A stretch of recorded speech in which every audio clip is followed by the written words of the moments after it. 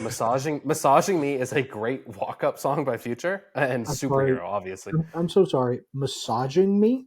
Massaging Me, like song. getting a massage. It is a great song. It is a great song. Old man Drew needs to go to Genius real quick and do some. And then Flex Up. Flex Up's good too. Oh. Gotta make my haters, man. Give them something to talk about. All right, hang on. I don't know. I think those might be banned from MLB stadiums. I don't know if any Future ready song. Spaghetti. I'm throwing them baguettes. Okay. Oh, okay. Now I can't relate to any of this music at all. I don't live like that. I don't know. Now I'm kind of only seeing it this way. Massaging me because she know I'm getting this money consistent. It's great. Okay, Rhys. All right, big dog. That's what I do. I walk, I put it on, I take my 2 shots of espresso, and I jump in, and I'm like ready. I don't know how you feel about cold opens, Nate, but this would make a good one. I used to be brash, I used to be bold, lived off rhythm and road. I burnt every bridge, swindled and stole. I'll try to bring in an accent. Nate, if any of that's usable. Oh, it's usable. It's going to make me seem like I'm a crazy person. I like that. I like that vibe for you. The face of baseball media is insane. Oh, what's up, everybody, and welcome back to On Deck. I say welcome back. Let me try that again. Hey, everybody, and welcome to On Deck, a Prospects Live podcast. This is the first episode, so you've picked a really, really great time to join us because we are kicking off a brand new podcast, and you are not being lied to. Your eyes are not deceiving you.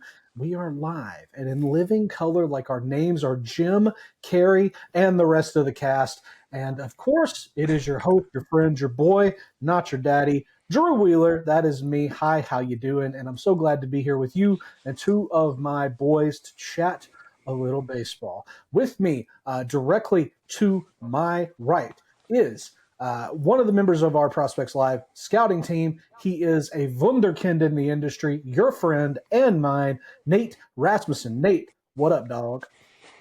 How's it going, Drew? This is awesome. We're doing it. The 3 of us, the dream team. We're doing it. Some have called us the dream team. I feel like that's a little it's a little self-centered for me to say that. So I won't, but I'm not going to let anybody stop saying it at the same time. So whatever. Nate, glad to have you here with us. Nate, to your right, a guy I'm very familiar with. Some have said I can no longer appear on a podcast or any bit of recorded media without his face next to mine. It is, of course, the director of pro scouting, the face of baseball media, Rhys B. White. Rhys, you're looking chipper today. What's going on with you? Nothing much. I just went to the doctors. This is, what do they say? This is one of the plans that actually left the group chat. So I'm very excited that this got up and rolling and everything like that. And I'm excited to talk with 2 of my favorite people. Nate has become one of my favorite people to text, and I love reading his stuff. I don't think he has missed on a single bit of content that he's put out. So I can't imagine that this will be a miss. Hard facts. Guys, if you'll notice down below, right down here at the bottom of the screen, you see where you can find me on the social medias. That is at Drew is okay on the Twitter machine, at Drew is okay on Blue Sky. I don't have an Instagram because I'm the old man of the crew here. Nate, where can the folks find you on the interwebs? Yeah, I'm on X and Blue Sky at Rasmussen Base. Baseball was too long, so we're just going base. And then I have a little Instagram going to Rasmussen Baseball, and I post different things on all of them, so no consistency. Very nice. Rhys, what about you, buddy? You can find me on Twitter at Rhys B. White, where I am normally mocking people or supporting my friends and everything in the industry. You can find me on Blue Sky at Rhys White. I need to get better about posting on there. I'm going to be honest. I forget that I have it. And then you can find me on Instagram if you really want to follow me. I really only have like 4 or 5 pictures, and half of them is just content that I've done, but it's Rhys.white on Instagram. So and sorry for knocking over the table. Shout out to IKEA for making cheap tables. Shout out IKEA. We are looking for sponsors for what it's worth. We're big in the IKEA market. So as you may be sitting at home wondering, all right, that's cute and all, but what am I going to get out of this podcast other than feeling like I'm pulling with the guys? Great question, first of all. Second of all, easy. We're trying our best. So what we're going to do is we're hoping to bring a little bit of everything baseball related into one cohesive, fun to watch, easy to digest podcast. Nate, this is kind of your baby, so tell us about it, baby. Yeah. So this is kind of minor league focused, but it actually is just kind of hanging out with the boys and talking baseball in a way, right? Like we'll do draft segments later on. We're gonna do a mock draft today, spoilers, and we're gonna just talk, a little bit of nerd baseball and a little bit of fun along the way, and it's gonna be nice and dandy. All of my favorite things. And Rhys is here, the face of baseball media. That is going to stick come hell or high water. All right, so as we said, we're talking about minor league baseball. That's the focus here. And Nate has done us the service of putting together a list of some of the hottest acts in all of the minor leagues. So, fellas, what I'm thinking we should do here is talk about some of these players, go back and forth between you guys to rip off the conversation. Let's tear that Band-Aid right off and jump right to it with CJ Kayfus. CJ Kayfus recently promoted, fellas. He's torn through AA. He has made this level look substandard, some have even said. Now, AAA, that's his level. Currently hitting .363, and his isolated power, if you're unfamiliar with that metric, it's one of my favorite all metrics in all of baseball. It's your slugging rate minus your average. Shows how much power you are bringing to every at-bat, hence slugging. Hence isolated power. I can talk, I swear.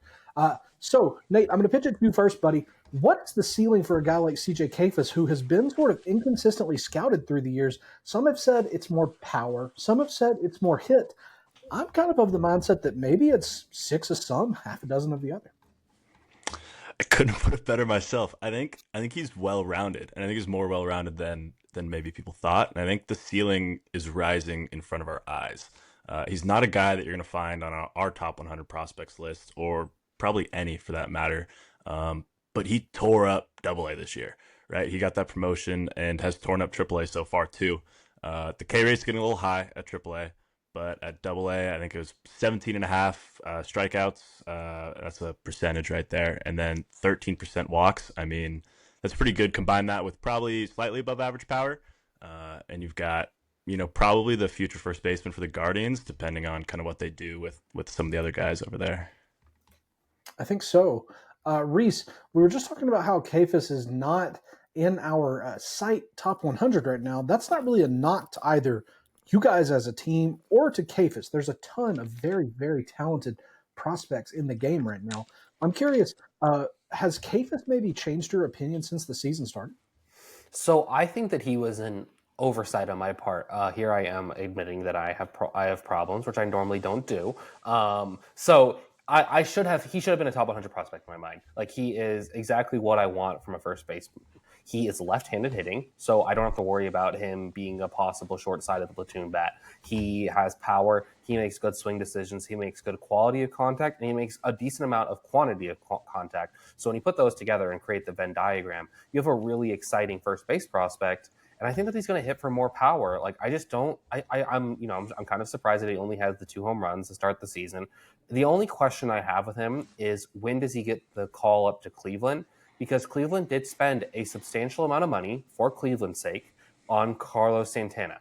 So if Santana continues to not perform, or just be fine or whatever, do they call him up? I don't think so. This is a team where they very much allow the payroll to dictate who's playing every day. But if they really need that offensive spark, CJ Kayfus can come up. Him and Kyle Manzardo can be a really nasty 1-2 first base /DH sort of mix and match partnership there.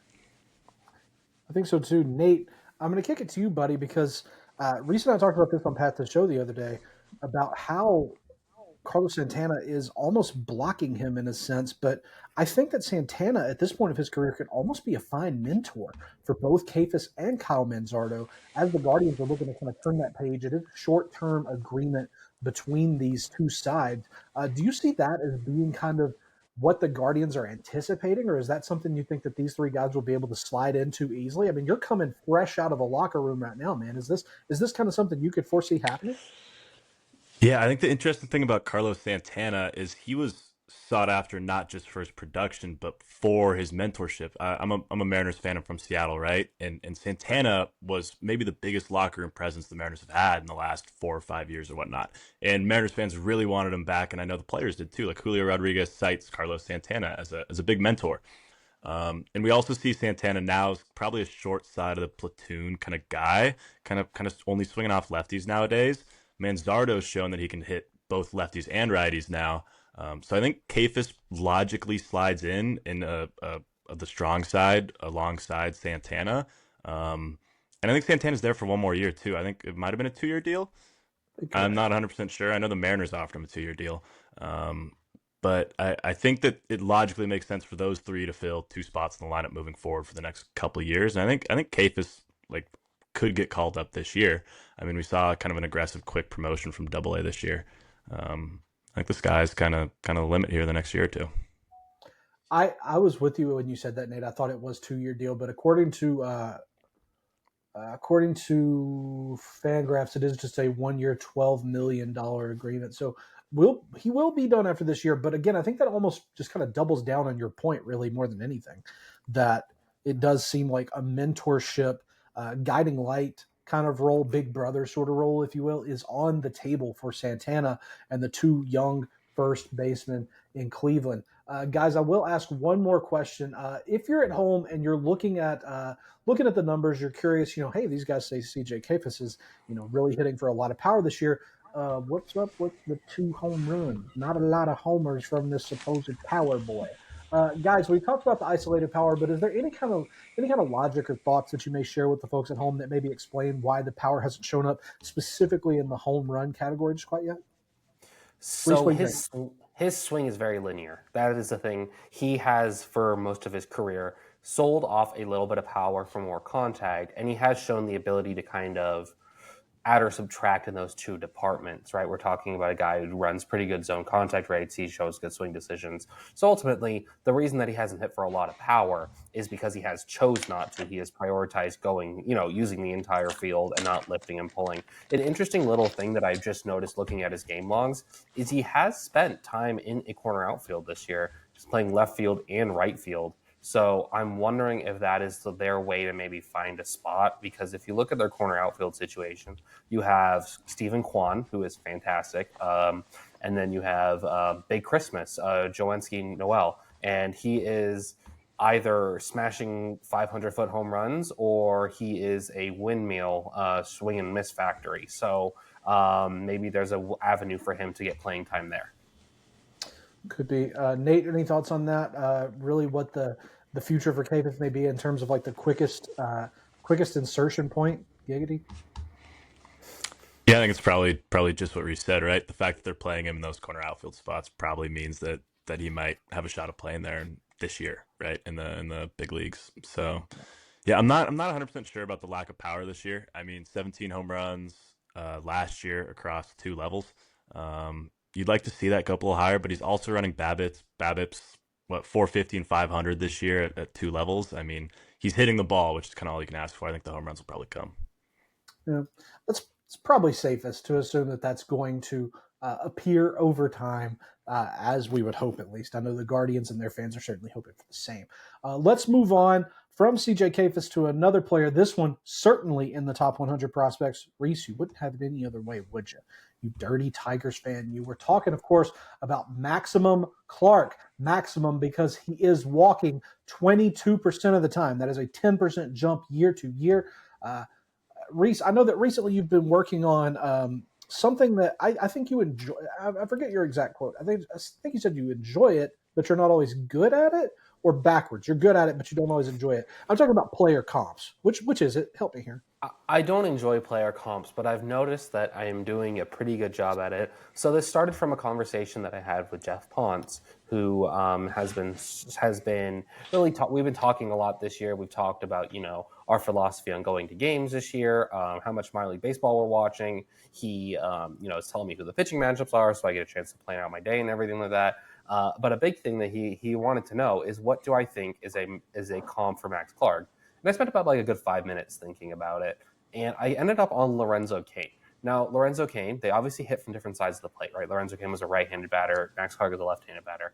But I think the big thing for me is that they both have power, but they hit for less power than you would think. I mean, Max Clark has a season high of 9 home runs, and he also, for someone who has maybe plus to double plus speed in Max Clark, and Lorenzo Cain was sort of very much the same way, they didn't run all as much as you would think. Like for a double plus runner in the low minors, you would think that he would steal more than 29 bases, but he didn't. He stole 26 in his brief time, in the bulk of his time, spent at single A, and then, he stole 3 bases in a short time in high A last year. So he doesn't steal a lot of bases. He walks quite a bit. He doesn't strike out all that much. He hits for less power than you would think. I thought, well, that is like the perfect Lorenzo Cain starter kit. Lorenzo Cain, who ultimately had a couple 4 or 5 win seasons. I think he even popped a 6-win season in there. They both play good defensive center fields. There's a lot to like. They're both physically well-defined athletes. So I was like, that's probably the best case scenario that I can think. I don't think Max Clark's going to be a superstar by any chance, but if he can be Lorenzo Cain and pop a couple of those 4 or 5 win seasons, the Tigers are cooking with gas. Nate, I'm going to pitch it to you here, buddy. Max Clark =, Lorenzo Cain ? I think that's probably the best. I tried forever to find a comp for him. I was trying to force JJ Hardy comps and stuff that didn't even make sense. And I think Lorenzo Cain is probably closer to a floor, which just feels really high on Max Clark. But I think the bat has shown more life than maybe even low Cain could produce. But my biggest thing about Clark is just the walk rate along with the defense. Like the adjustments year over year are really impressive so far. And like I said earlier, the floor is just so high that it feels like at minimum you're getting a 3-4 WAR player in his prime, and at best you could get I don't know, something like a Julio Rodriguez type of defense aided 120 WRC plus. I think that's kind of the peak probably for Clark. But I think the floor is so high that he's kind of almost can't miss at this point. And obviously it's a bold statement to make since he's only in high A. But I'm feeling the Clark juice this year. I'm feeling it. Well, it's good to know. So I've got a bit of a segment that we like to do on Path to the Show. Nate, I'm going to introduce you to it by throwing you into the deep end of it. Rhys, as you might have guessed, it is game time. So Nate, welcome to game time. Rhys, it is game time. I have a question. Rhys, I'm posing this more to you as a Tigers fan. Nate, I'm going to assign you the role of Max Clark stan for this assignment. So just as a stan for Max Clark, fill in this role. What if I told you guys, and this is a comp that I'm very loosely workshopping as we go. Excuse me at home. What if I told you guys that Max Clark could play with the Tigers for 13 years as a professional? He never leaves the Tigers, stays there 13 years, and he is a productive, consistently playing major league outfielder. 2 of those seasons, maybe up and down, maybe spends a little time in the minors. In his 11th season, he hits a career high home runs of 28. Earlier in his career, he could flirt with 50 stolen bases. But still is a non-zero in stolen bases, probably 10 to 20, 25 stolen bases year to year. Power hovers more around the 8 to 12 home runs level. Average always consistent at least 250, more often than not closer to 280. Is this a win? Is this a loss? Overall WAR for 13 seasons, 37.2. Rhys, how would you accept that? Oh, I think that if we're having a 30 WAR season from the 3rd overall selection, I'm going to put my homer hat on, which I don't normally do. I feel like people try to put it on me and I don't wear it. I will take 37 WAR over 13 seasons. I'd probably buy a jersey, which feels weird because I'm 28 years old, and buying a jersey of someone that is younger than me is something I have not done yet, and I don't think I'm going to do. The last jersey I bought was actually a Carlos Correa jersey because I got a really good deal on it at Marshall's. Nice. Twins jersey too. So shout out Marshalls, man. Like Marshalls, if you're looking to get in the podcasting game, I know you guys have nothing to do. You have nothing to do with it yet, but that doesn't mean that you can't. So we are the door. We are the gateway drug for you, Marshalls. Rhys, go ahead. Yeah, and carry more shoes in a 10.5 while you're at it. But anyways, that's a different question. That's a different thing entirely. Maybe that's a segment for another podcast. What? Anyways, yeah, I'll take 37 WAR from 13 years. I mean, I like it even when a player isn't a superstar if they stay with the same team for a long time. It makes me really happy. I mean, I grew up like a big hockey fan, so some of my favorite Detroit Red Wings played they were like, maybe an all-star once or twice, but they stayed with the organization their entire life. So I thought that was kind of nice. All right, Nate, not really a Tigers fan, just more a stan of Clark. Where do you fall on this? Is this an acceptable career for you? I think, well, if I have my Stan hat on, I would say, oh, let's get a little bit more out of the bat, right? 13 years, 37 WAR. We're talking, what, 2.8 WAR a season? The quickest math I've ever done. I'm not in school anymore. Don't check that. But I think 2.8 WAR is saying you probably got nothing out of the bat, right? I think the bat has the upside to propel that. I think that 2.8 is probably coming from defense, mostly, because I really think he's one of the best defenders in the minor leagues, and will continue to be that in the major leagues. So I would say we're a little low right there. I think we could see even more from that, if more than that, if the bat continues to develop like it has been. So. Thank you. And I think that you're probably right, Nate. I think that this is more of I would call this more of a floor comp, but I like those because they're more realistic. I don't want to go in and be like, all right, here's your comp for Max Clark, Mickey Mantle. So, this is obviously a little more reserved, a little more realistic. Rhys, any guesses on who I'm looking at here before I just tell you what career I'm projecting? How much WAR did you say again? Sorry, I feel like I'm one. That's okay. I said 37.2 WAR over 13 seasons, 13 pro seasons. That includes 2020. Ooh, I don't know. I'm trying to think of anybody who would have done that. Oh, like recent. This player is recent, right? Sure. Yeah. Who recent played enough? years? Like he played in 2020. Okay, I don't know who this player is. I'm drawing a blank. Drop your guesses in the comment section below. I'll tell you in just a second. Nate, any guesses? Not even close on this one. Okay.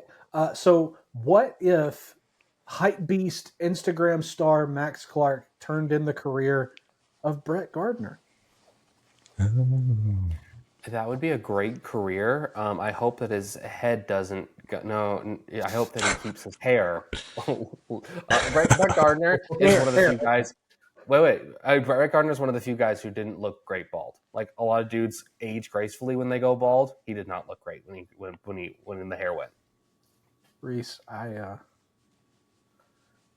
this is going to beg the question.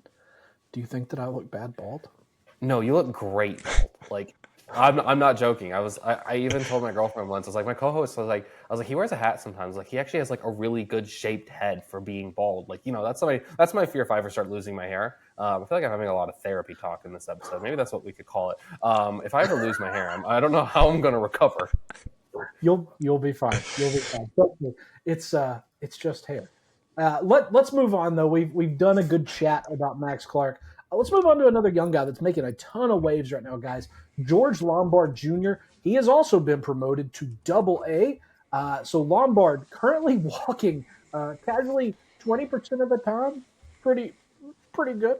I'm curious, guys, where does Lombard rank in your mind and in your most recent list as a prospect? Nate, we'll start with you. I came into this year as a George Lombard Jr. hater, and I'm not scared to admit that. And I think I'm wrong at this point, given kind of the adjustments we've seen from last year. I didn't consider him for top 100 stuff like that. I thought it was silly putting him in top 100s because I didn't think that he could hit the ball that well. And now we're out here with 20% walk rates, and he's making way more contact and all this. I think he's definitely cemented himself inside of the top 100. I think he's definitely the number one Yankees prospect now that finally Jason Dominguez graduated. So I think he's probably maybe in the 60-70 range in my head right now. Okay. So first of all, Nate, I will tell you you're not alone. I was also, I won't say a hater, but I'll say a doubter. I definitely doubted that George Lombard deserved to be in the conversation of best Yankees prospect. And now seeing it with my own four eyes, I am totally invested, totally with it. Rhys, to you, as a Lombard believer, Tell us what we've been missing, and do you want to just wax poetic about George Lombard for a minute? So I feel like I'm just going to shout out Jeff Ponce a lot. He's kind of my mentor. He's done a lot. He brought me into Prospects Live. So what I messaged him in the offseason, like, so George Lombard Jr., top 100 prospect, huh? He's like, dude, we got rave reviews. I don't like to use a third-hand source, but I'm mentioning who said it to me. So whatever, right? Like, he is George Lombard Jr. So I went back and watched the tape, right? It's a really good athlete. I think he's going to stick at shortstop, honestly. He has really good swing decisions. The power hasn't really materialized yet this season as far as over-the-fence power, but he is consistently hitting the ball hard. I mean, we're talking about, let me see, yeah, he has 8 doubles. He has 17 singles, 8 doubles, which is pretty good. When you have a 2-to-1 ratio there, it's not bad.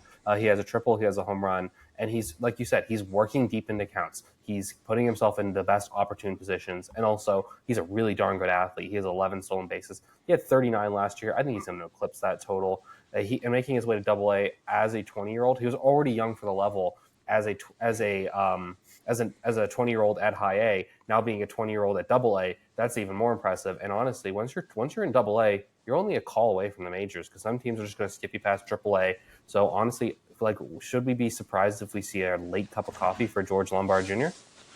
Oh my gosh. Speaking on behalf of the club of George Lombard apologists / former doubters, yes, if George Lombard plays in the pros this year, brain can't compute here. Nate, am I alone here? And Rhys, not that that's wrong. First of all, let me start over. Rhys, you're not wrong. I think that could very well happen. I've seen stranger things happen, man. I've seen like 4 seasons of that show.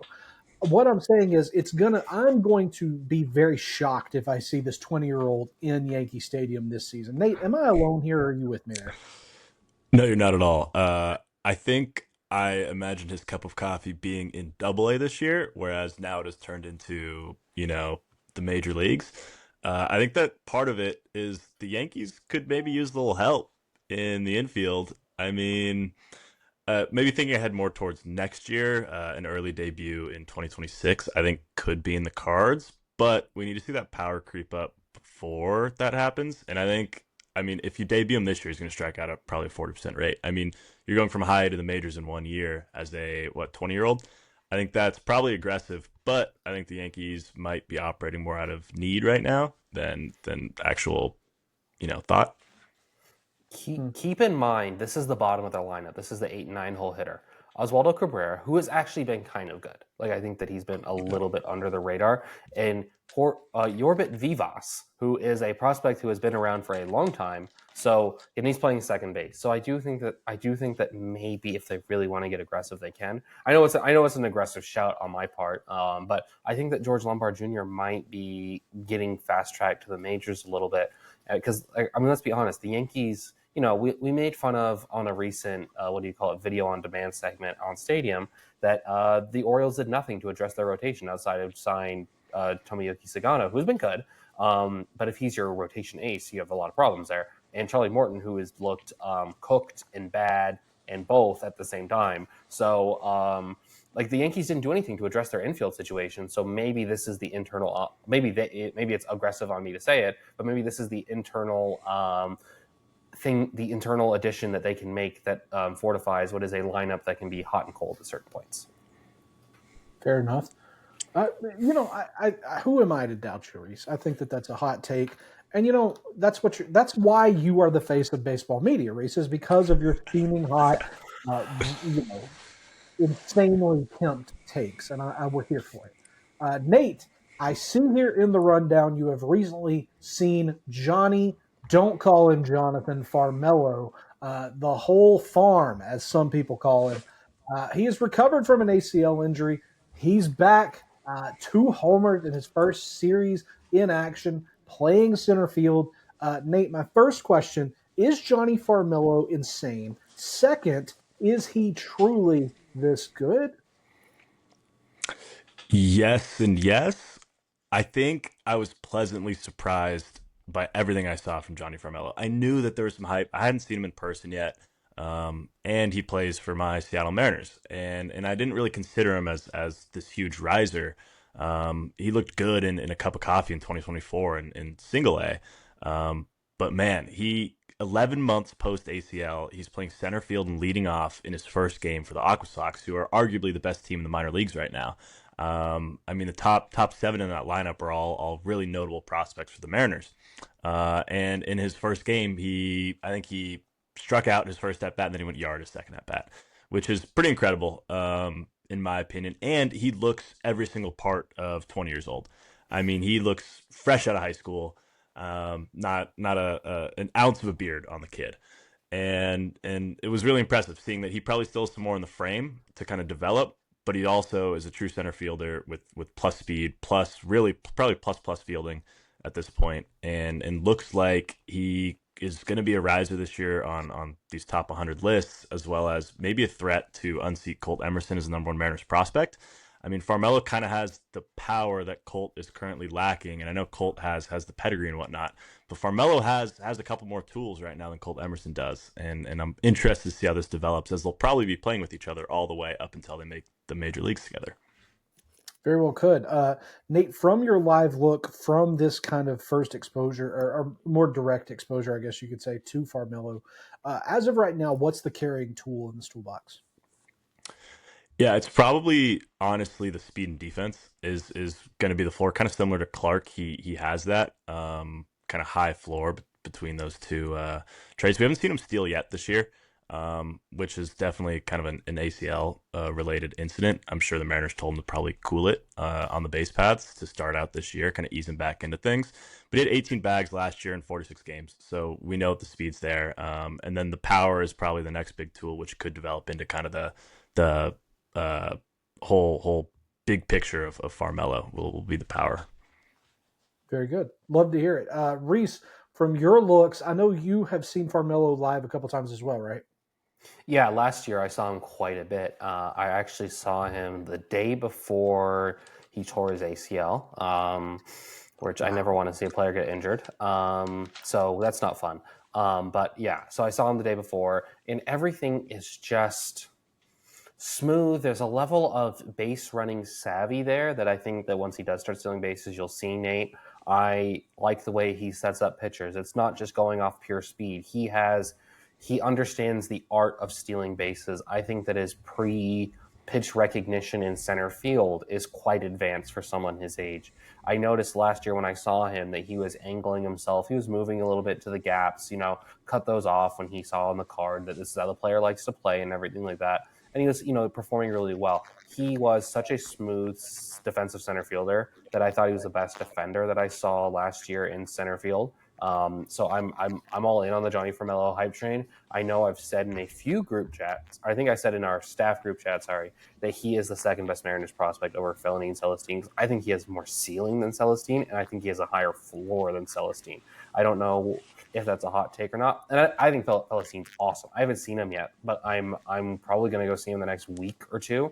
So I need to go rectify that problem. But I think Farmelo has a chance to be the rare actual 5-tool player.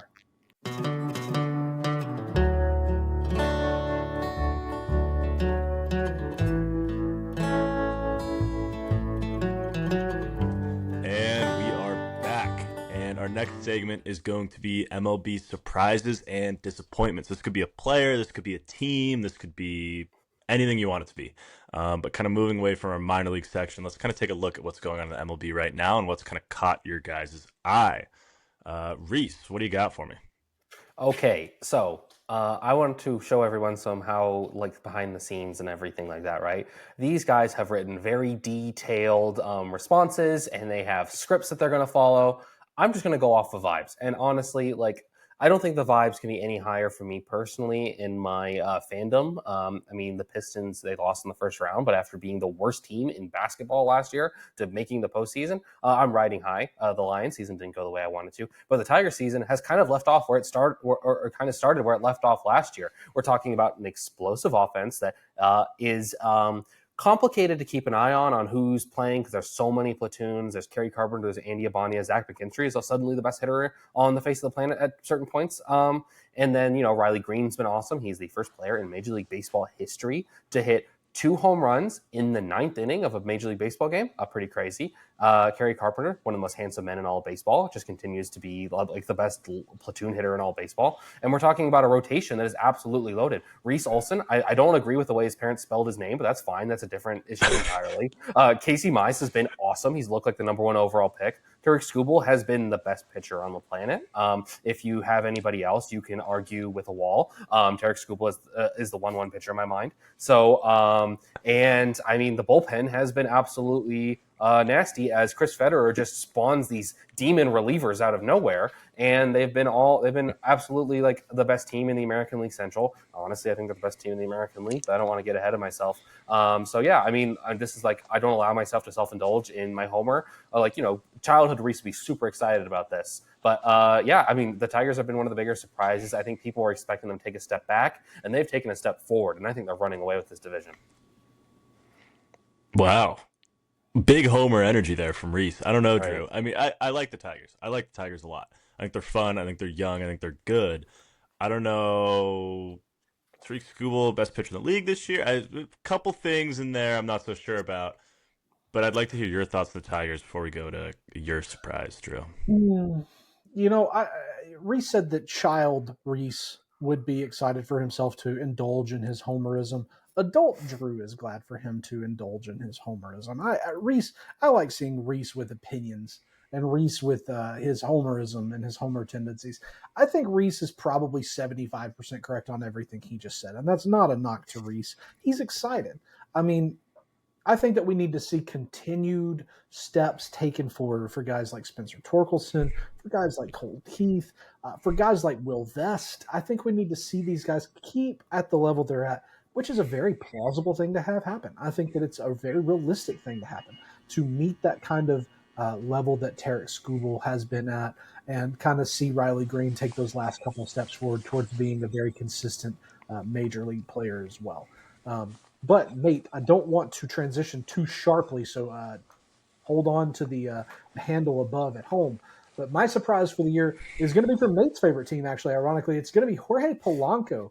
A little bit behind the curtain for you guys. The Prospects Live team had the contest before the season to see who could guess the most free agent signings correctly. I might or might not have projected that Jorge Polanco would sign with an NPB or KBO team this offseason. Whoops. So in less than a quarter of the games that he played last year, Polanco has already achieved more than 25%, or honestly closer to a third or half of the statistics on all of his stats that he registered in 2024. Looks to be one of the theftiest thefts of all of the 2025 fantasy campaign. And the real world Mariners are certainly not arguing this production either. I mean, we have at this point in our lives, I think we can safely agree that Julio Rodriguez is at best a slow starter and at worst a second half performer. So to bridge the gap, Jorge Polanco deciding to turn back the clock is something that I, nor Tigers fans, if I were one, would ever disagree with. I have a bunch of Jorge Polanco like memes saved on my phone that have him in like Barry Bonds uniform and stuff like that. I think the Jorge Polanco Barry Bonds narrative is fully alive right now.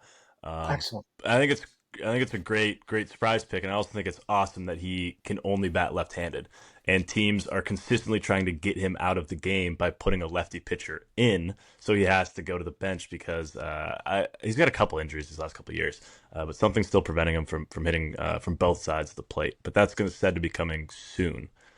Rhys, any thoughts on Jorge Polanco's hot start?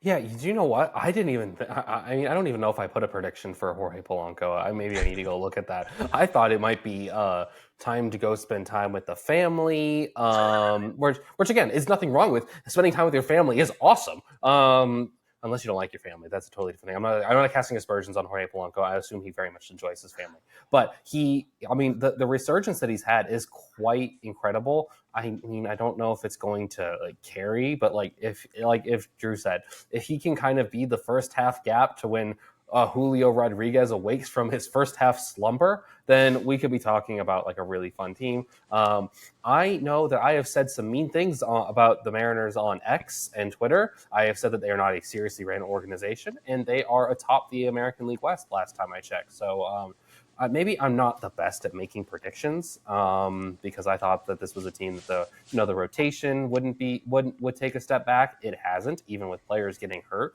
Brian Wu all of a sudden is throwing one of the nastiest sinkers you'll ever see.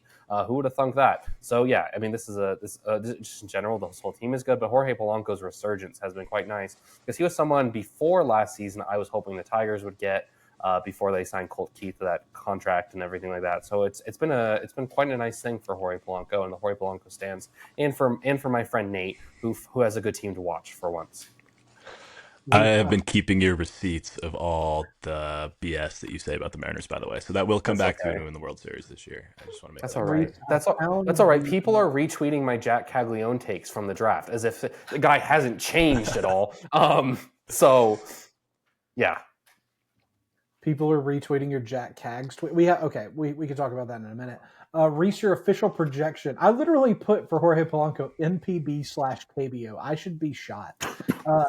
Rhys, you projected the Pirates, so I mean that's at least that's in Major League Baseball.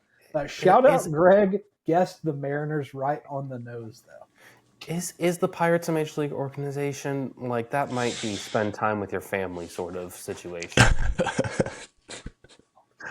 Pittsburgh's a beautiful city. Polanco's family. And we are moving on. All right, Rhys, I actually need you here. I've been sweating bullets over here. You're my pronunciation guy. Is it Tyler Mahle or Molly? I don't know how I don't know this so far. Tyler Mahle. He's been pitching for probably as long as you've been born. Young guy.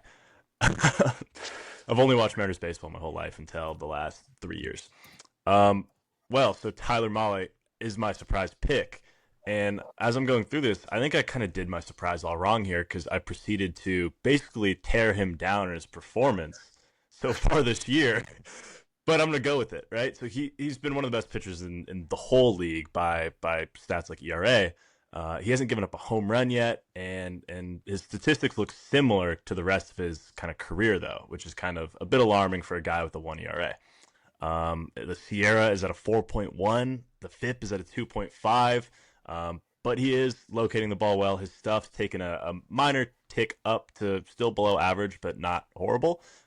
His location grades have been great at 114 plus for his whole arsenal. And he's just overperforming right now, and I don't know when it's going to stop. But the Rangers, I think, are kind of getting themselves in a tough position here because once Mahle eventually regresses to his norm, I mean, is Jack Leiter going to kind of take over as one of the guys in that rotation? Is Kumar Rocker in the second half going to kind of have that breakout that we all are kind of hoping for?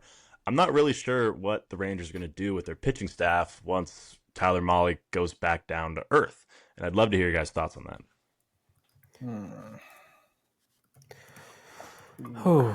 You know what the interesting thing about Tyler Mahle is? He's gotten better as the strikeouts have taken a tick down. You would think that as the strikeouts tick down, you would get worse. He's kind of progressively gotten a little bit better. I mean, last year he kind of got unlucky. I mean, there was, he had a 4 ERA, almost 5 ERA, and his expected ERA, his FIP, everything was all sort of hovering in that like low or mid threes, mid to high threes. But I wonder if it's like a slot change with him. I haven't really watched a lot of Tyler Mahle, if I'm going to be honest, because I have more pressing things, and I think I've already seen enough Tyler Mahle innings in my life. But I could be totally wrong.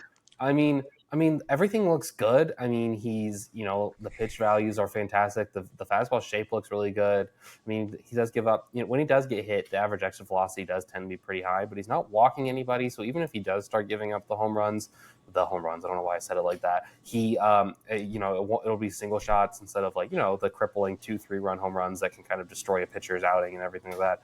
And I think the upping of the splitter has also been kind of a nice thing for him as well. So the more I'm looking into Tyler Mahle, the more I'm like, I'm kind of in, and maybe this forces them for some reason, I always think that Tyler Mahle, he seems like one of those guys who would have pitched for the Mariners at some point in his career, but he was stuck with Cincinnati, Minnesota. So he is one of those guys that I just always imagine some of these like back end of the rotation guys have pitched for the Mariners, so they just pump out a bunch of really good pitchers and everything like that. But yeah, I think Tyler Mahle, I think that he might be good enough that he forces them to go to a 6-man rotation. I think I'm in the same boat. I actually feel like I'm in on Tyler Mahle with decent intensity for 2025. I'm not going to pound the table for Tyler Mahle, but I will gently tap it with, I will tap the table for Tyler Mahle. I think that's all fair.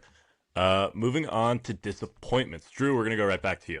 All right? I'm seeing Erod here, one of my favorite prospects. What's so disappointing about him this year?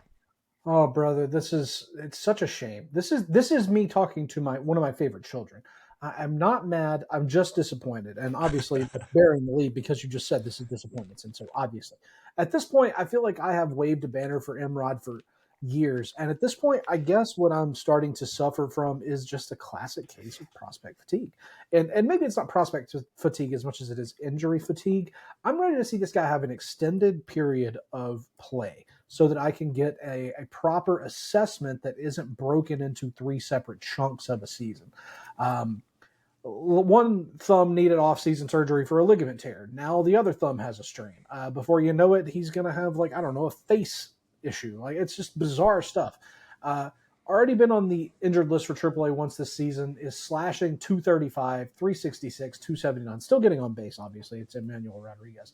No home runs, 3 stolen bases, and just 82 plate appearances. He's still very young. I'm still very much a believer in Emmanuel Rodriguez, but I am disappointed. This is a player who I feel like I might be one of the last very, very high on Emmanuel Rodriguez. Obviously, you guys put together a real-life prospects list. My fantasy list I actually just finished earlier this week, and Emmanuel Rodriguez is still in my top 10 fantasy prospects. I think I may be the last one to have him that high, maybe even industry-wide at this point. Yeah, I have been a huge fan of Emmanuel Rodriguez for a while now. I just think the profile is so much fun, but it's a lot less fun when he can't hit home runs. And it's even less fun when he plays for the Twins and has this weird devil magic curse on that whole organization where they just simply can't keep anyone healthy. And I don't know, what is going to come of that, but I think he probably needs to get out the Twins as fast as he can. I don't know about you, Rhys, but I've become an Emmanuel Rodriguez guy. I don't know if it's Drew rubbing off on me or talking to other people. When he makes contact, which is very scarce because he doesn't play a lot of games and he does swing and miss a lot, it's pretty electric. The quality contact is absolutely amazing. Is there a way in which he could be a superstar? There is a very real chance. I think that is in the graph for him, right? But he gets hurt all the time, as all Twins prospects and players do. I mean, I was like, Luke Keishel's going to be awesome. And then he breaks his forearm. So I was like, this is the worst. Plus, the guy's already coming back from Tommy John surgery in Luke Keichel. But, I mean, he's had every sort of little knee injury. He's had a knee sprain. He's had finger ligament issues. It just seems like he is just continually going to be hurt. But when he is healthy, he is a very electric talent. I don't know. I used to think the minor leagues were down. Now I'm starting to think we're on an upswing with some of these really prodigious young prospects that I know we're going to talk about in future episodes of the show. But I think Emmanuel Rodriguez is still a top 15 to 20 prospect. I would like to see him be healthy. Yeah, absolutely. Jumping over to my disappointment, I have the Baltimore Orioles as an organization. I think it's more of an off-season disappointment than just a current disappointment. But I think me and Rhys did the spring training daily sheet this year, and I think I picked the Orioles to make the ALCS or something like that, and that just looks horrible right now, just horrible. The farm doesn't look that strong. It used to be kind of their calling card the past couple of years, but everyone's kind of up now. Kobe Mayo just got the call. We see Masalo is coming up soon, most likely. Adley Rutschman can't really swing anymore, it looks like. And the rotation's just in shambles, right? Sugano came in, and he isn't striking anyone out, but he's putting up, good starts. But he's the only one on that whole pitching staff that seems to be doing anything from the starting position. And it feels like, half their pitching staff's on the IL right now, half their bats are on the IL. I don't know if there's enough deadline moves to be made that they can realistically kind of dig themselves out of this starting pitching hole. But I don't know, maybe one of you guys are Oriole believers. Drew, you got any thoughts there? I always struggle not to say "nana boo boo, stick your heads in doo doo" whenever Sagano comes up because I told you all this is what he would do, and nobody wanted to listen. They all said he's gonna be so bad. He's gonna give up so many earned runs. I was right. You were wrong. That said, yeah, we gotta do something here, boys. We gotta start turning them trade wheels. I mean, thank God they called up Kobe Mayo finally. But at this point, is it too little, too late? Is he gonna get maybe not a cup of coffee, maybe a thermos of coffee before he's shipped off to who knows where to start more regularly? I don't know, Rhys. We talk about the Orioles and what they need to do a lot, and I think that you and I are probably in the same boat at this point. That it's all but inevitable, right? Get ready to learn Pittsburgh, Kobe Mayo. Is something I've been thinking about. But Kobe Mayo, like, dude, like some of the decisions that Mike Elias has made has been confounding to me because he went out there and they went on this whole media tour this offseason. Like, we offered Corbin Burns more money. And it's like, okay, so you didn't get that. So there were still some good middle tier pitchers, and I understand not bringing in Jack Flaherty because Jack Flaherty it didn't go well the first time. So what's to think that it's going to go well the second time, right? Like, it was pretty bad, the Jack Flaherty Orioles experience. I hope no one bought jerseys. They might be a lot of them at Marshalls. Shout out Marshalls. So it's one of those things where they had all these opportunities to get pitchers. Pitchers were readily available. Nick Pivetta, who is doing.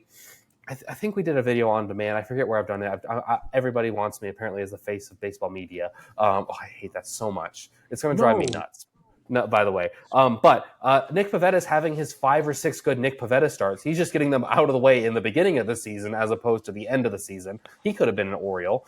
We had who else? Luis Severino could have been an Oriole, although I don't blame Luis Severino for taking that bag that the A's gave him so that the A's could avoid getting a grievance filed against them by the players union. So yeah, there was a bunch of ways in which they could have gone. They could have been in the Blake Snell market, although that market moved remarkably quick. I think Blake Snell was like, I want to be a Dodger, and the Dodgers were like, okay, let's make that happen, and it happened. But there's trades that they could have made. Dylan Cease was available.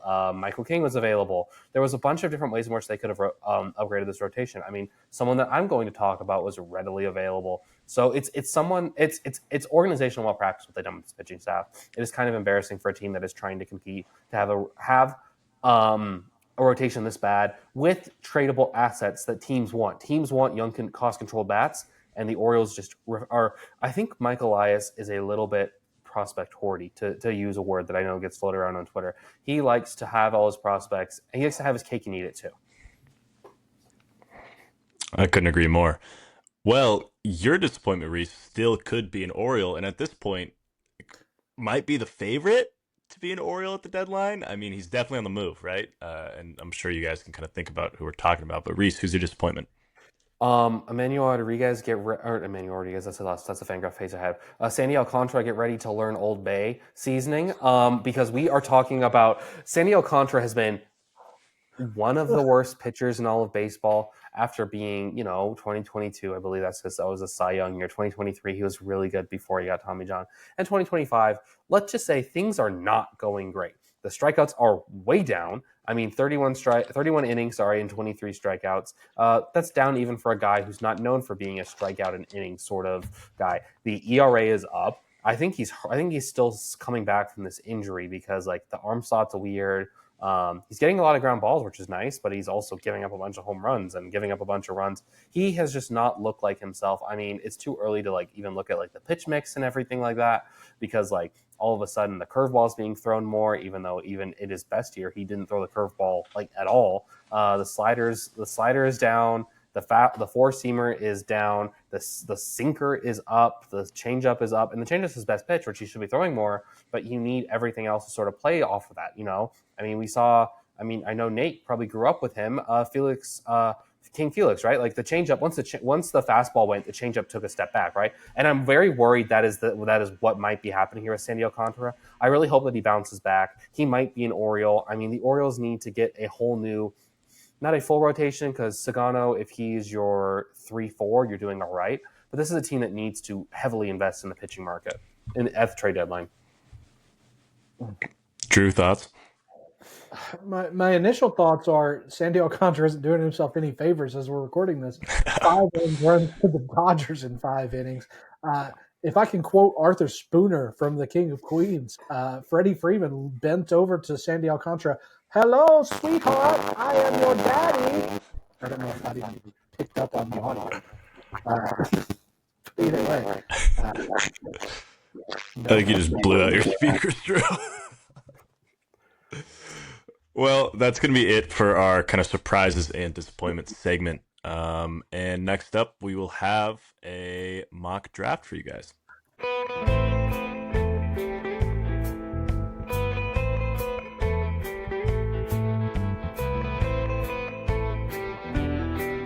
And we are back. And as you can see on your screen right now, we have the newest tool from Prospects Live, which is our amazing mock draft simulator. So while this is somewhat of a tutorial for you guys on how to use the tool, we're going to be doing just the first 10 picks of the draft here. We're going to kind of mock them out and see what we think each team should do with their draft pick. So I'll select all teams here just for the drill. As you can see, you can kind of select how many rounds you want to go. If you want to go 5-round mock draft, that's a sicko move, but you could do that. So let's go 1 round here. If you are picking just for one team, you can adjust your simulator aggression. Everything from chalk, conservative, what's in the middle here? Normal, aggressive, and Wild West, which is the only setting that you should ever have this tool on. And with that being said, we will begin. And Rhys, you are now the GM for the Washington Nationals. And Drew is your co-GM, let's say. And who would you pick with the first overall pick in the 2025 MLB draft? Who would I pick and who? Okay, so before we should have done this, we're fast and loose around here. Are we doing a predictive mock draft right now, or are we doing if every other baseball ops person magically got snapped away by Thanos? I became the general manager, and then I think Drew, you should be the general manager for the evens, and I'll be your scouting director for the evens, and I'll be the general manager. I'll be the decision maker for the odds. You be the decision maker for the evens.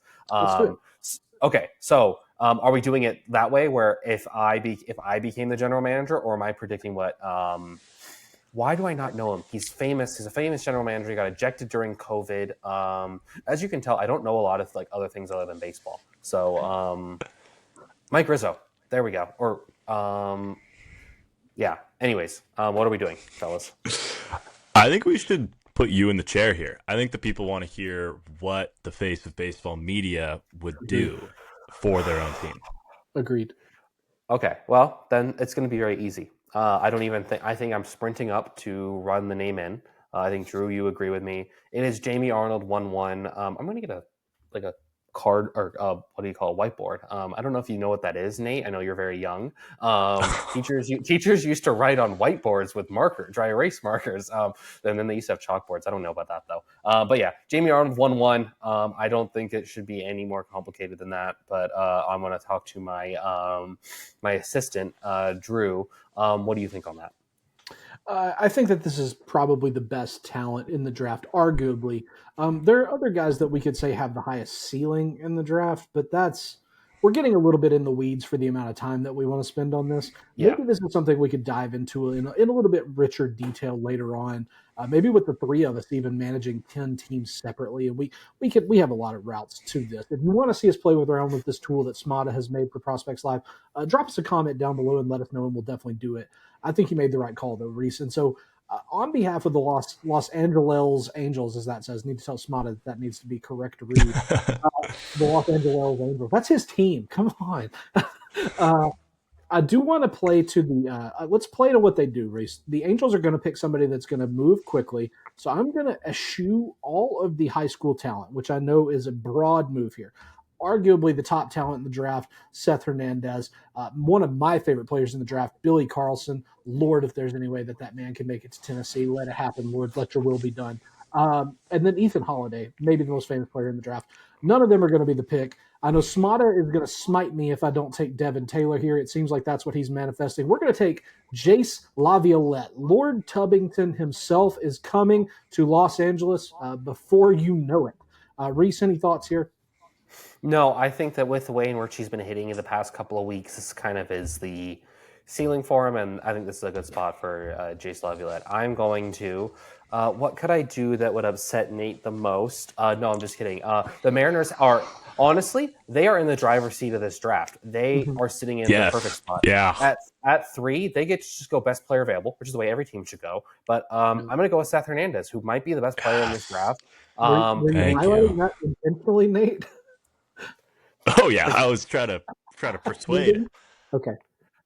I'm sorry. Go ahead. Finish your statement. He's a high school right-hander, so there's inherently it's the second riskiest demographic in high school catchers actually is a riskier demographic because I mean one of the bigger success stories in that realm is Austin Hedges, who teams are always trying to replace. So, but yeah, Seth Hernandez. I mean, if anybody's going to be the best player in this draft, it's Seth Hernandez. I genuinely believe that. It's good at pitch mix. I've talked to a couple people who have seen him in person. It's legit stuff. I'm not taking a high school right-handed pitcher at 1-1, or I'm not. If I ever become a general manager, which I won't, I have no interest in being that. My goal is to be a good number 2 at some point, maybe, who knows? But I'm never taking a high school right-hander with the first overall pick. I'm just never doing that. It's so funny you say that because the other player I'd have considered there is Hernandez, rather at the Nationals pick that you had to make. It's a good thing you made it, not me, because now I am in the chair of the team who I am always the apologist for, the team who I'm always sticking up for, the team who I want to succeed so badly, the Colorado Rockies. Shout out my homie Chase Dolander. Rhys, what would be more interesting? And I'm saying this to you knowing full well I already have the pick in my head and in my hand here. What would be more interesting than the Rockies taking an exciting young high school bat that has legacy ties to them and ruining potentially him forever? The pick is Ethan Holiday, but I don't think that Holiday is a player who will be ruined from being in Coors. I think that this is a really interesting route for him because the things that Holiday struggles with, consistency, I think we could see it made better in Coors eventually. As you guys may know at home, Coors doesn't boost power. Coors actually boosts contact. It boosts average because you see more hits land than would it be otherwise. Of course, balls are going to fly further in the thinner air, but that's aside the point now. I'd love to see what we could do with some legacy holiday things in Colorado. That's what we're going to do. Put it down. That puts me on the clock at 5. This is where the draft. I've made a joke that the draft falls off at 1, and I kind of believe it. This is where the draft really, really starts to get not my favorite. I'm going to go. Do I want to upset Matt? He is my boss, so probably not. But I think I go with Liam Doyle here. I think Liam Doyle is the pick. Yes. They need another pitching prospect. I mean, you add that to the pipeline. I mean, if Tin Kens can ever stay healthy, Quinn Matthews is really good. Liam Doyle, that's a really fun trio. If Liam Doyle ends up becoming a reliever, then he's going to be a nasty reliever for the Cardinals. But the Cardinals will work their devil magic on him. He's not an outfield prospect that we have to worry about getting traded to a different organization, becoming a superstar. So yeah, I'm all in on Liam Doyle. I would have taken him higher, honestly. He was in consideration for 1-1 for me. Absolutely. Great pick. As on behalf of your scouting director, fabulous pick. Adam and Matt both were arguing this in the staff group chat, and Switz thankfully came to the rescue as he normally does. So shout out to Switz. Okay, acting on behalf of the Pittsburgh Pirates, generally speaking, this is an organization that's not afraid to take a high school talent, an accelerant high school talent. So I'll take one of my favorite guys in the whole draft. Give me Billy Carlson, the kid out of Corona that's committed to Tennessee. Break my heart, but alas, the Pirates need talent, and I think that Carlson's future is in the middle infield. I'm very excited for him and his bat. He is a good pitcher, but let's put that to the side, kiddo. It's time to play with the big boys. That sounded terrible. Rhys, you talk now. I don't know where the Marlins will go here. I could see them going, you know what, this is a former Rays front office, so I'm going to go with Avia Arquette. He is, I don't normally believe in drafting college shortstops because how many of them have been really good major leaguers? I think he might move off the position, moves over to third base, and I think that he has the sort of power that you want at that position. I think that's sort of and he can move quickly. He provides a safe bat for an organization that kind of needs some safety. I mean, Augustin Ramirez is a very good prospect. Don't get me wrong. He is a 30 runner at the end of the day. I know people on Twitter are getting mad at me about that. I think it's going to be the end of the day. But it's something that I think that this organization needs. I think you just kind of eat your vegetables and take Archetti if he's here. Rhys, people at Twitter are going to get mad at you no matter what. That's what the last 2 weeks have shown us. No matter what you do, they're going to get mad at you. It's engagement, baby. Relish the engagement. Okay, so being that now I'm Canadian Drew and acting on behalf of the Blue Jays, I feel like I'm at a bit of an impasse, and I'm going to turn to my scouting director here. I like what the Blue Jays can do with player development in certain situations. Although I think the pick that I want to make is not the smart pick. What I want to make is to give them Tyler Bremner to fill a spot that they need in this organization as a pitcher with a lot of upside. But I also am seeing flashes of Aaron Sanchez and Ricky Tiedemann in my head, and just this poor baby boy Tyler Bremner burning into a million pieces close to the sun. So I kind of want to pick Devin Taylor. That feels like a way safer pick. So Rhys, scouting director, what's the call? I think Devin Taylor would be a great pick here. I think that, and obviously if this was the real draft, I think you get a little bit of savings here too. So I'm with Devin Taylor at this point. By that standard, then, in order to befuddle, okay, so we already picked Devin Taylor. Never mind. I was going to say in order to befuddle Greg Hoops. Oh no. No, it's okay. I'm going to make a radical right turn and do something totally off. That was my one veto. No, I got one. Taylor's the right pick. Taylor's the right pick. Okay, so the Cincinnati Reds love pitching prospects. I think they've drafted a pitcher in the first round since the Reagan administration, it feels like. So we're going to keep that train going, and we're going to go with a high stuff. Is there some slight reliever risk? Maybe. Kyson Witherspoon. I think Witherspoon has been a fantastic arm. I think the stuff is really good. I think honing that stuff will be the interesting part of what the Reds need to do. I believe that they can.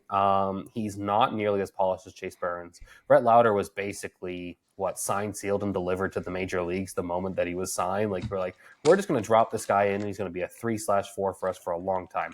I think Witherspoon has a high upside. It is in between the upside is in between Lauder and Burns' upside. Burns has legitimate ace upside. I think Kyson Witherspoon could be a really good 2, maybe a really high-end 3 if everything works out well in Cincinnati, because Brady Singer's pitching well all of a sudden. So as you can tell, I'm not a big Brady Singer guy. So Kyson Witherspoon is a pick for me, and I think my final pick in this draft. I like that pick. I struggle with Witherspoon. I feel like his fastball, to be so good, looks so hittable sometimes, but I'm not here to judge your pick. I'm here to work for you. Except for right now, you're here to work for me, Rhys. And now I am the Chicago White Sox. Shout out to our friends at Stadium and Bally Sports Live. Okay, what they need is a lot of talent that could theoretically move quickly. Nate, could I get a scroll downward? I think I know what the pick needs to be here, but I'm second guessing myself. Oh, okay. Here's what we're going to do. I think if we're going quick moving, so don't click. Vahiva Aloy from Arkansas is playing so well. I love Ike Irish. I think he's so underrated to be so highly regarded. I think he could be a really, really outstanding offensive piece at the next level. But the best player on the board, in my opinion, at this place is probably Eli Willits, the prep shortstop. And that's what I'm going to go with for the White Sox. Willits, some people have said, very, very smart people way smarter than me, have said this is the best player in the draft, and who am I to criticize them? I am no one. This is going to be my choice. Hopefully the White Sox will treasure him if this comes their way. I think that Willits has a chance to be the highest upside player in this draft. We're talking about, I think, the best athlete among the prep players, like functional athleticism in game. It's a good hit tool. I'm in on Eli Willits. I probably would take him. I probably should have taken him earlier, but I just didn't think he fit with what I would have wanted at that point. I didn't take him. That's right. I did for the Chicago White Sox. Well, I think that you guys kind of killed this draft. If we're looking it over, I think you guys might have a future in this baseball business. I'm not so sure, but we'll see. And thank you for Seth Hernandez to my Mariners. That's awesome. I love that. Checks in the mail, right? Yeah. Yeah. What are you working on moving right Canva? along. I know I got to crop out my open tabs. You see this one right here? Anthony Volpe Statcast. Nice. Sorry. All right, and we're going to the next segment. Here we go.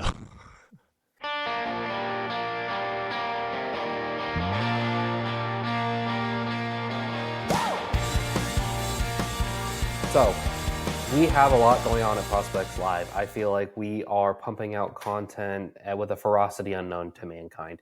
We have 2 daily sheets going. We have the College Daily Sheet and the Minor League Baseball Daily Sheet, which you have Nate and I both on the Minor League Baseball Daily Sheet. Nate, quick question. How are you enjoying the Daily Sheet, by the way? The Daily Sheet is awesome. It is expanding my knowledge of prospects that I will never need to know in the future tenfold. Yep, that's part of the game. It's a remembering who's who.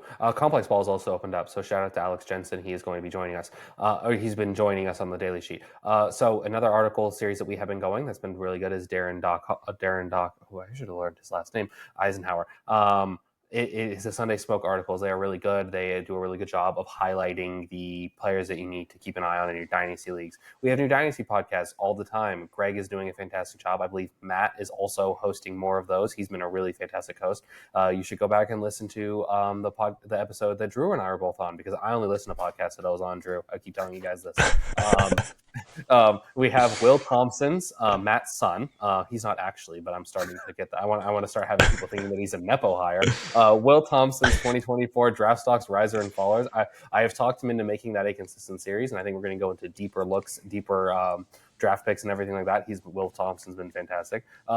Okay, shout out to Joe Lowry and Max Atterburn. They have been, when they drop an article, it moves the card industry. I don't think that there are 2 people that are more plugged in with the way in which cards are moving. We have the Bowman preview. It is over 2 hours of reading. I thought Brian Switzer wrote novels. These guys write like Harry Potter sized novels. And then, just because they wanted to make sure that everyone was still engaged and everything like that, although I read it, Joe, I want everyone to know that. There's a TLDR version that has been fantastic. Obviously, the mock draft simulator that we just recently used. It is free until the 15th of this month. So if you're not a subscriber, I think that you should sign up. What better way to blow off your day job if you work at a desk than doing the mock draft simulator? I would never say anything like that. There's this guy, Nate Rasmussen. He's been writing. He recently unveiled this thing called the Dynasty Closer Hierarchy.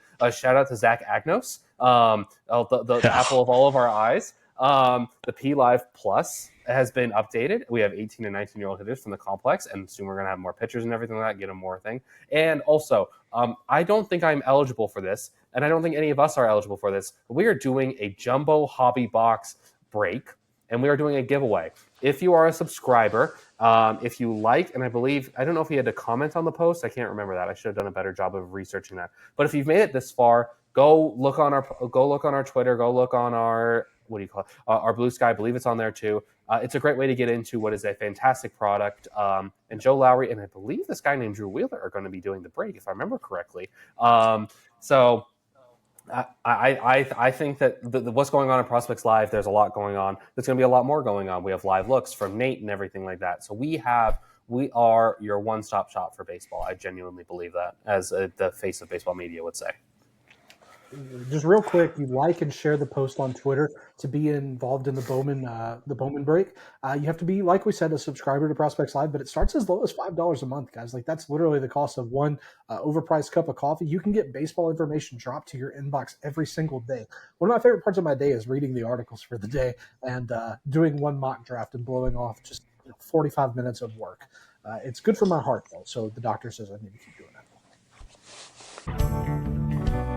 Light a fire and keep it strong. Turn the deadbolt while I'm gone. Yeah.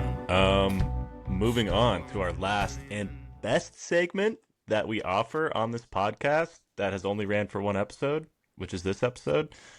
It's just what's on your mind. We have 2, maybe 3 if you include myself, 3 of the greatest guys out there. I mean, personalities. I mean, Drew's a personality hire for sure. Yeah, for sure. but what's on your mind? This is a long way in life being a personality hire, buddy. I can't believe I just called my boss a personality hire. Moving on, what's on your mind, Drew? This is where you get to kind of spread your wings and talk about not baseball, just what's going on in life. This is difficult. As you guys have seen here in the rundown, there's a lot going on that occupies this thing up here. And I'm not talking about my hat. Whenever I'm not recording podcasts or writing or dealing with local news media, there's a lot going on. I have an article coming up. I won't tease you on that, but Nate has actually been incredibly helpful with that. It turns out he and I share another very nerdy interest. So that's gonna be fun.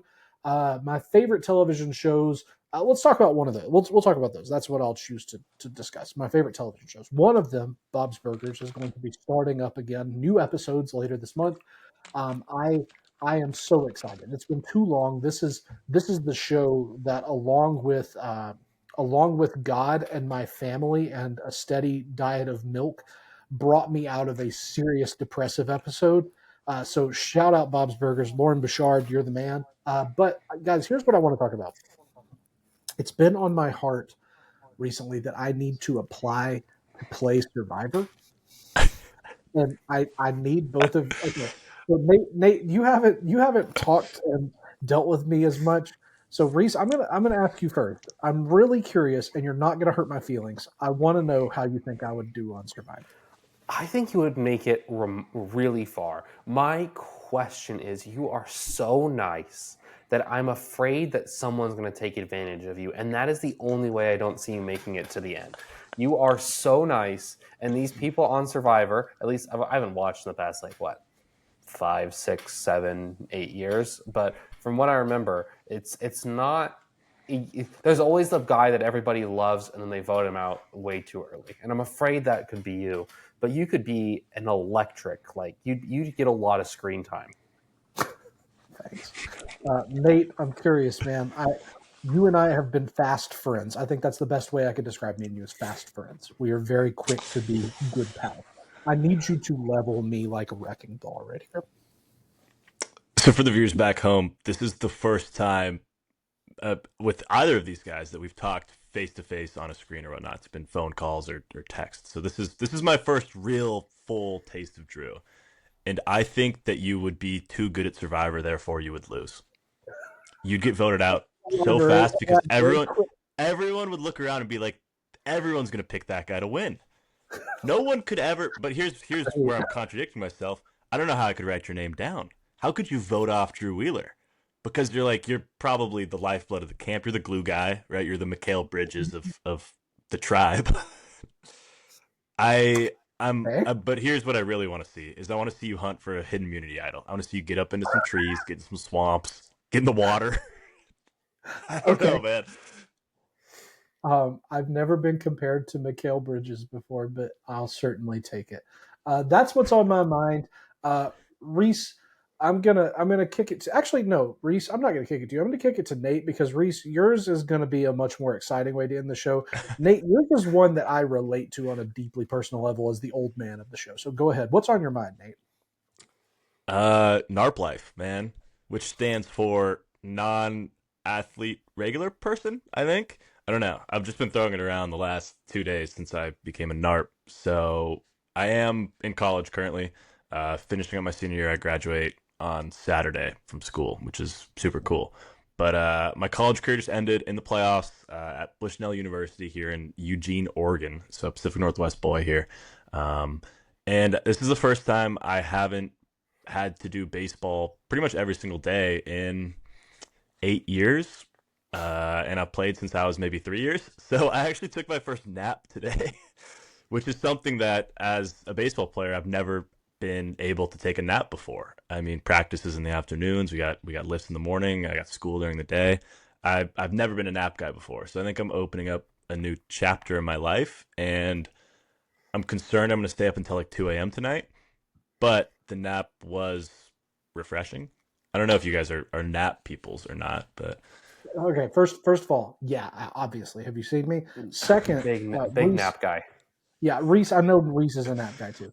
I have so many questions, Nate. First of all, what is your blood pressure like if you don't nap? Are you just constantly going insane? I am known to run hot, especially on the baseball field. So I think yes, I probably am going to have a heart condition at some point. And I'm also a reliever, so high leverage situations. None of this is boding well for my future health. But yeah. Okay, so go with me on. I need the details of this nap. Can you describe the room in which you napped, both temperature, lighting, and noise, please? Okay, so as a college student, my my office is also my bed, is also my bathroom, is also my kitchen. If you're catching my vibe here, studio apartment, right? I live alone in this little studio apartment, and so what you're seeing right now is quite literally where I napped. I mean, if we do this right here, there's my bed right there, and Right. that was it. I think we were working with an hour and a half, from roughly I don't know sometime around noon to 1:30. Um, yeah, I don't know how this is going to affect my life moving forward, but I know it's probably something I need to incorporate a little bit more. Yeah. Okay, so I'm a big believer in a 45-minute nap. I work from home, and my girlfriend is not home. So I get the whole house to myself. I have a 45-minute nap. I make it as dark as possible, and I crank the fan up as cold Mm, as it'll get. mhm, So I mhm. need it to be like freezing cold. And I find that that's what works best for me. I sometimes will drink a cup of coffee before bed, where it sounds counterintuitive, but by the time that I wake up, I have the being woken up from the nap plus the caffeine coming through. It's a quite wonderful combo. I drink a lot of coffee during the day. I probably drink like a pot to a pot and a half. Like I'm like wired and everything all day. So people probably figure that out about me. But yeah, I that's my preferred nap. Nate, you need to be taking notes. Reese is literally giving you executive level thoughts here. Reese, I'm curious for your naps. Do you have the television on, or like something kind of like inconsequential just to listen to for noise or anything like that? No, so about me is that I don't have a TV in my house. Not because I don't want one, not because I can't get one, which I could if I wanted to. I'm a grown up, I'm a big boy. My girlfriend would let me get one. But I just choose not to. I find that I do so much better without a TV because then I find that I get distracted and then I wouldn't watch as much baseball as I do. So my room, I am a big believer in white noise machines. I have a Hatch, no free ads, but except for them, it is a wonderful product. It is very expensive, more expensive than it should be. Honestly, you can get a cheap one on Amazon for like $19. Does like 99.9% the same job. But I turn that on and I set a timer for 46 minutes because I need to put my phone out of the room because if the phone's in the room with me, I'm going to look at the phone. So that's my. Although with a studio apartment, I can't imagine it's very easy. Although maybe you just put it in the bathroom and then you kind of do what you got to do. But yeah, that's my nap routine.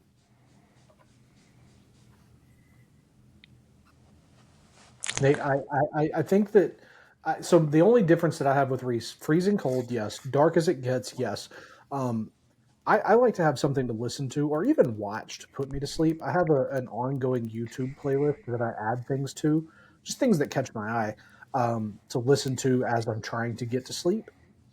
And you take something off once you've watched it all the way through. But anyway, I would recommend that, Nate, if you're somebody that kind of needs that noise to give you something to fade out. I fall asleep every night to some form of media, being the screenager I am, I suppose. And normally that comes in the form of like a YouTube podcast, or I've been watching The Rookie on Hulu lately, which is just kind of mind numbing, whatever. So maybe I'll start doing that with my naps too. I don't know. Nice. Curious to hear how that goes. So, Reese, I'm curious because you've written it down here and it's super vague, as are all of your answers on this format. Uh, what's on your mind? Okay, so it's been something that I've been thinking about for a couple of years. And I didn't really have a way to talk about it until I was scrolling through Instagram one day, and one of these guys who owns a what do you call it, like a hitting facility, and he like coaches and stuff. He's like big, he's massive, he's like kind of like a meathead looking guy, in a nice way, not in a mean way. He seems very nice. He always is dressed very nicely, and he mentioned how a walk up song shouldn't be, some country twang or some mumble rap or whatever. It should be something that allows you to get into character. And I disagree. There are only two acceptable, well, three. If you're from Latin America, you are allowed to listen to that sort of like that music because it's awesome, right? But okay, I'm just saying if you're from the United States, there's two options, and it's Future and it's divorced dad rock, right? Nothing is going to get the crowd and yourself more hyped than Creed, Nickelback. Mason Miller has been listening to Nickelback, although it hasn't really been working out well for him, so maybe he needs to change it up. But he comes out to I forgot what the Nickelback song is. I can't sing it because Burn It to the Ground, yeah. Which for a guy who throws 100 whatever, right? It's pretty fun. Anyways, also we need to make more closer entrances too. Yes. Closers need to have. They are the most unhinged. Nate will probably agree with this. Closers are the most unhinged people on the team by large part, right? Like tend to be the craziest people on the team. They need to have more crazy and unhinged songs to walk out to, and more crazy. They need wrestler level entrances, but walk up songs. Future. I have a walk up song for when I go record my Wednesday show. So I listen to Future. I only listen to like 3 Future songs. Superheroes, Massaging Me, and Flex Up. So again, I think that a lot of these songs that I listen to are walk up songs, whether it's listening when my brother played or when I go to a minor league baseball game, I'm like, this is really not doing it for me personally. All these songs should be tailored towards my music taste, not anybody else's, is what I guess I'm trying to say. But on top of that, I'm very excited for Bob's Burgers. I want to give you guys a chance to talk about the walk-up songs too, but Bob's Burgers is coming back. The Rehearsal on HBO, if you guys are looking for a show. I love Nathan Fielder. Nathan Fielder is like my favorite TV personality. He has his shows back, and it's quite fascinating the second season. I'll check that out. Nate, we were talking before we started recording. You said that your walk-up song has been the same for your entire collegiate career. Is that correct? Correct, yeah. Bury My Bones by Whiskey Myers, which is a somewhat popular / known walk-up song within the baseball community. I mean, you play enough college baseball games and you hear the same song over and over. Every single team has a guy with White Horse by Chris Stapleton. You have the same 6 songs by every. You could just change the color of the jerseys. It doesn't matter. It's like the same 6 songs. Yeah, especially in a conference, it's like we're all like everyone's kind of it's a little more rural in vibes in nature. So yeah, Bury My Bones by Whiskey Myers. I share that with Bryce Miller. I found out in the last year or so, and Bryce Miller and me have a little bit in common as far as pitching, except I throw much slower. So yeah. So this is probably the best time I could ever tell you this, Nate. In a past life, I was a professional wrestler. You should see the pictures. It's my contact picture for Drew. Okay. That's enough. I'll send a photo to the group chat later. If you guys get us to 100 likes on this video, the next one after that, I'll post a picture. So Nate, my most popular wrestling entrance theme was the Final Countdown by Europe. That seemed to be the one that people most resonated with. At the peak of the song, never the same again. Da, da, da, da, da, it's the final countdown. I would always have baby powder on my hands, just trying to kind of sweat. And eventually, I took to doing LeBron James, the powder toss, like on the side of the ring. Imagine like Triple H, right? He'd spit the water, powdering my hands. Never the same again. Da, da, da, da, da, it's the final. It was pretty sick. That said, if I had to choose a walk-up song currently, I have 3 quick suggestions.